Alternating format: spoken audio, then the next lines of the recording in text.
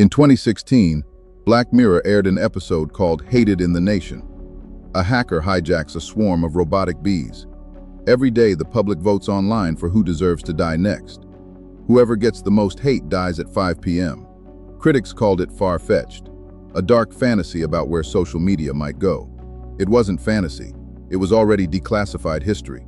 The FBI ran this exact program on American citizens for 15 years. It had a name, COINTELPRO. And this is the file they didn't want you to read. 1956. J. Edgar Hoover launches the counterintelligence program, COINTELPRO for short. Officially, a counter-espionage effort. In reality, a domestic operation to identify American citizens the Bureau considered dangerous and destroy them, not with arrest, but with their own community. The targets, the Black Panther Party, Martin Luther King Jr. and the Civil Rights Movement, anti-war organizers, feminist groups, American Indian movement leaders, none convicted of anything, all placed in a file. Here is exactly how it worked, according to the FBI's own declassified files. First, infiltration. Agents and paid informants joined the meetings, not to listen, to steer, to suggest the riskier plan, to be the loudest voice in the room, then report every name in it. Second, and this is the one that matters for tonight, bad jacketing. The Bureau would leak a rumor, forge a letter, plant a piece of evidence, suggesting that one specific member of the group was secretly an informant. Didn't matter if it was true. The group would turn on that person, exile them. Sometimes worse. The FBI never had to lift a hand. The community did it for them. Third, gray and black propaganda.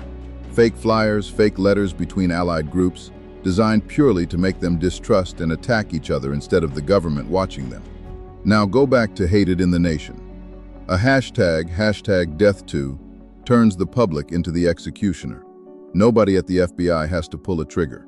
The crowd does it, convinced they're the ones deciding, convinced it's justice. That is bad jacketing with better special effects. In 1967, the FBI didn't need robotic bees. It needed one forged letter and a room full of people already primed to be suspicious of each other. The result was the same, a person destroyed by their own side, while the actual author of the plot stayed invisible. Black Mirror imagined the mechanism sped up and automated. COINTELPRO ran the original slower, quieter on paper. It doesn't stop there. 2 more declassified details, 2 more episodes. Nosedive, a world where every person carries a visible social rating, watched and scored at every interaction.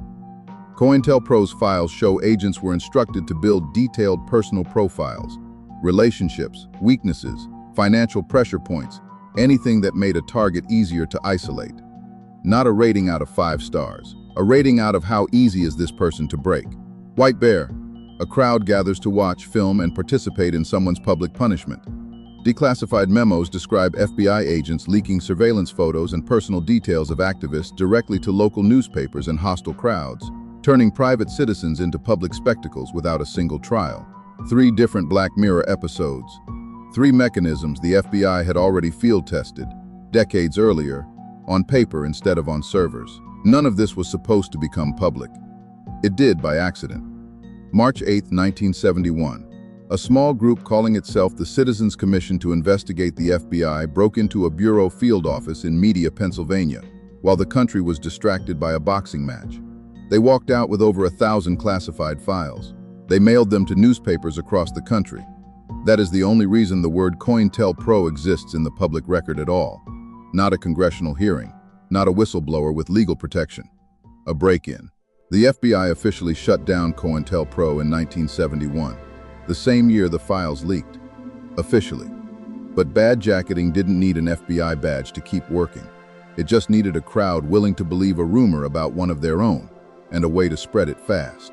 In 1967, that took a forged letter and a rotary phone. Today it takes one anonymous post and an algorithm built to reward outrage. The Bureau didn't invent cancellation. It just proved on paper 50 years before anyone had a smartphone that you don't need to silence someone yourself. You only need to make everyone else do it for you. Black Mirror called it fiction and put a 5-year age rating on it. The FBI called it Tuesday.